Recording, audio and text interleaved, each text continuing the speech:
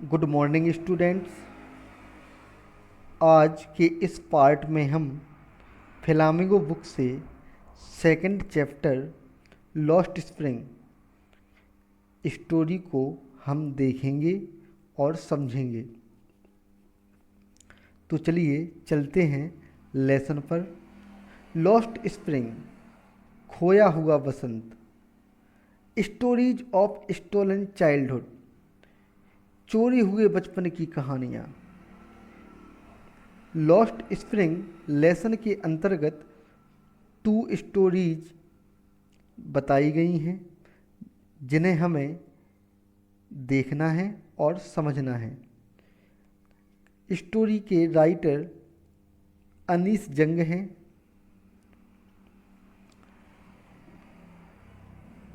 About the author, लेखक के बारे में। अनीस जंग was born in Rourkela and spent her childhood and adolescence in Hyderabad. Anees जंग का जन्म राउरकेला में हुआ। उन्होंने अपना बचपन और किशोर अवस्था हैदराबाद में व्यतीत की। She received her education in Hyderabad and in the United state of America. उन्होंने अपनी शिक्षा हैदराबाद और संयुक्त राज्य अमेरिका से प्राप्त की। Her parents were both writers, उनके माता पिता दोनों लेखक थे। Anees Jung began her career as a writer in India. Anees Jung ने भारत में एक लेखक के रूप में अपने कैरियर की शुरुआत की। She has been an editor and columnist for major newspaper in India and abroad. उन्होंने भारत में और भारत से बाहर विदेशों में बहुत से अखबारों का संपादन किया और उनकी स्तंभकार बनी। And has authored several books, और उन्होंने अनेकों किताबें भी लिखीं। The following is in excerpt from her book titled Lost Spring Stories of Stolen Child. यह निम्नलिखित अंश उनकी किताब Lost Spring Stories of Stolen Childhood से लिया गया है। हेयर, यहाँ she analysis the grinding poverty and tradition. यहाँ वह अति घोर गरीबी और परंपराओं का विश्लेषण करती हैं। Which condemn these children to a life of exploitation, जो उन बच्चों के जीवन को शोषण की ओर ले जाता है। अब हम इसकी फर्स्ट स्टोरी को देखते हैं और समझते हैं। Sometimes I find A rupee in the garbage. कभी कभी मुझे कचरे में 1 रुपया मिलता है। Why do you do this, तुम ये क्यों करते हो? आई आस्क साहेब, मैंने साहेब से पूछा। whom I encounter every morning scrounging for gold in the garbage dumps of my neighborhood,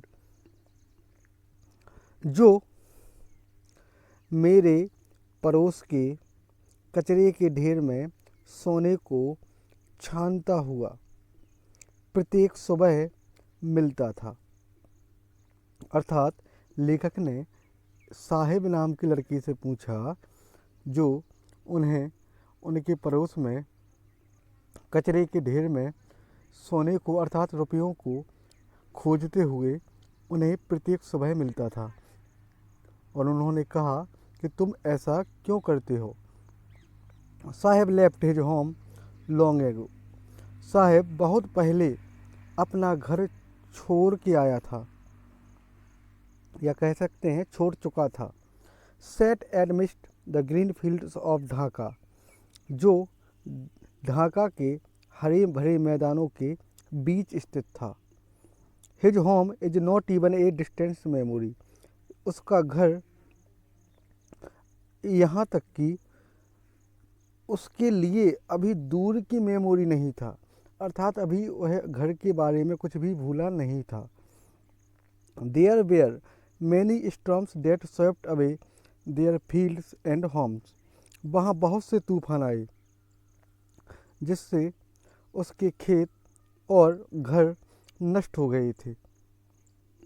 His mother tells him, उसकी माँ उसे बताती हैं, That's why they left, भी क्यों वहाँ से आए, looking for gold in the big city where he now lives, जहाँ वे रहते हैं वे उस बड़े शहर में रुपयों की तलाश में आए थे, सोने की तलाश में आए थे।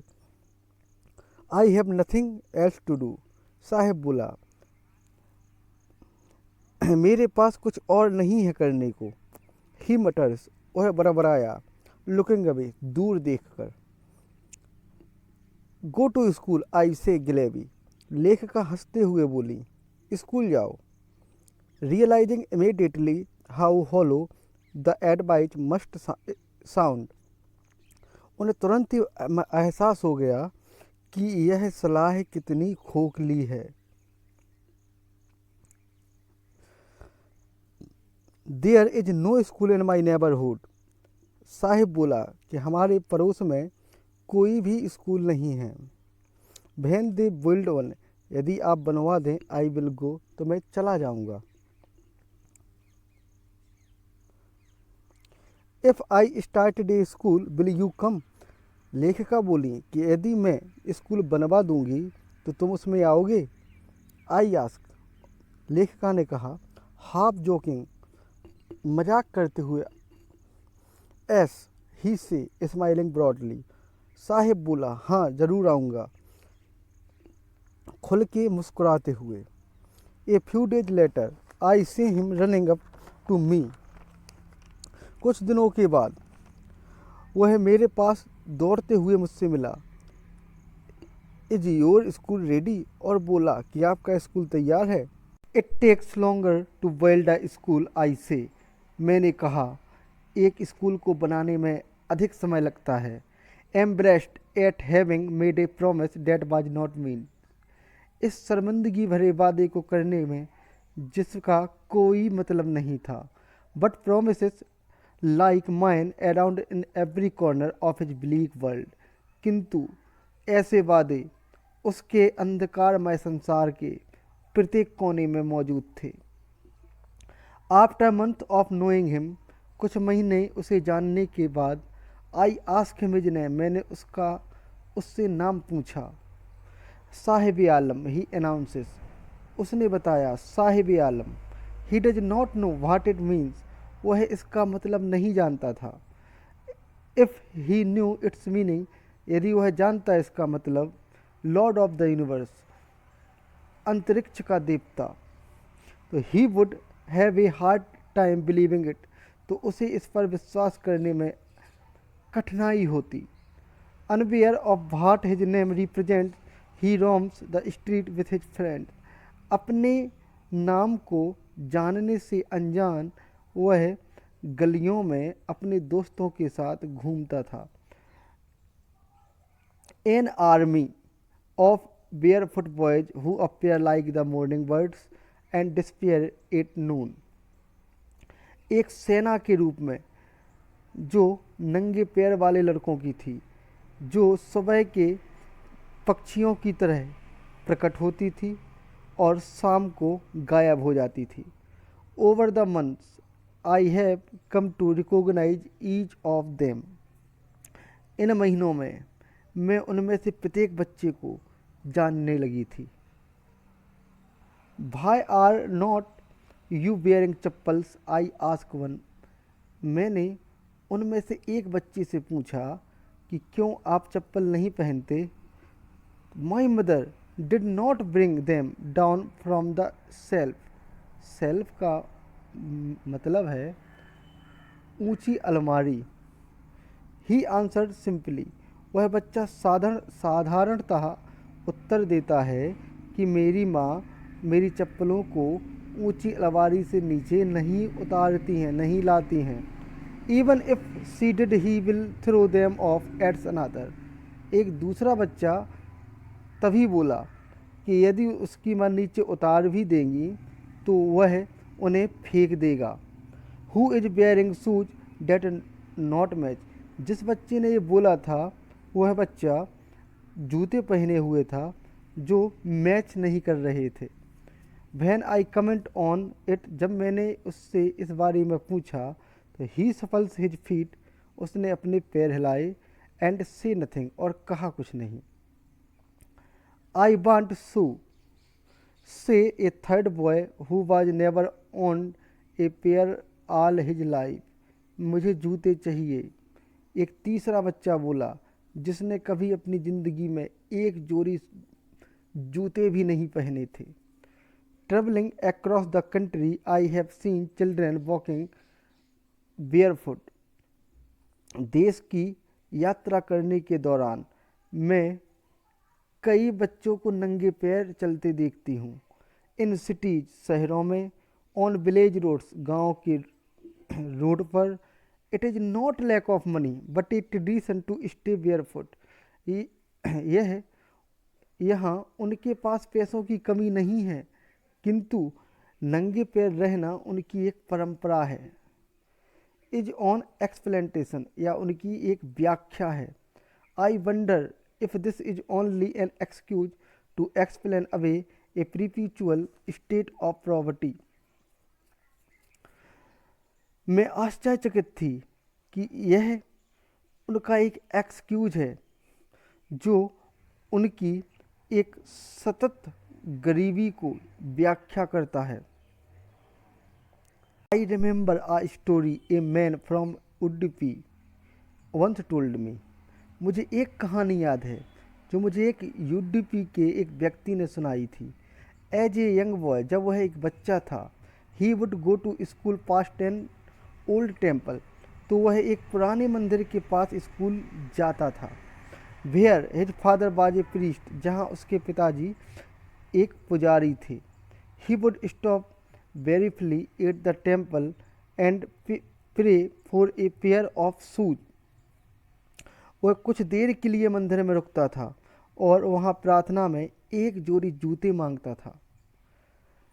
30 years later, 30 साल के बाद, आई विजिटेड हिज टाउन, जब मैं उसके टाउन में गई अर्थात उडुपी गई, एंड द टेम्पल, और उस मंदिर पर गई, विच, जहाँ या जो was now drowned in a year of desolation, जो अब वीरान हो गया था। इन द बैकयार्ड, मंदिर के पीछे, वेयर, जहाँ, lived द न्यू priest, जहाँ एक नया पुजारी रहता था। There were red and white plastic chairs, वहाँ लाल और सफ़ेद प्लास्टिक की कुर्सियाँ थीं। A young boy dressed in a grey uniform, एक स्लेटी रंग की पोशाक पहने एक लड़का, बियरिंग सॉक्स, मोजे पहने हुए, एंड शूज, और जूते पहने हुए था। Arrived painting and through his school bag on A folding bed, एक लड़का मोजे और जूते पहने हुए था जो पुताई करने के लिए आया था, और उसने अपना स्कूल बैग एक फोल्डेड बिस्तर पर फेंक दिया था। लुकिंग एट द बॉय, उस बच्चे को देखकर, I remembered the prayer another boy had made to the goddess when he had finally got a pair of shoes, मुझे उस दूसरे लड़के की प्रार्थना याद आ गई जो वह देवी से करता था तब जब उसे एक जोड़ी जूते मिल गए थे। Let me never lose them, वह कहता था प्रार्थना में कि मेरे जूते कभी ना खोएं। The goddess had granted his prayer, और देवी ने उसकी प्रार्थना मंजूर कर ली थी। Young boy like the son of the priest, वह बच्चा उस पुजारी के बच्चे के जैसा लग रहा था। नाउ वॉर शूज, जो अब जूते पहने हुए था। But many other like the rag pickers in my neighbourhood remain shoelace, किंतु अभी ऐसे बहुत से कचरा बीनने वाले बच्चे हैं लेखक के पड़ोस में जो जिनके पास आज भी जूते नहीं हैं। Subscribe now and press the bell icon. Never miss an update.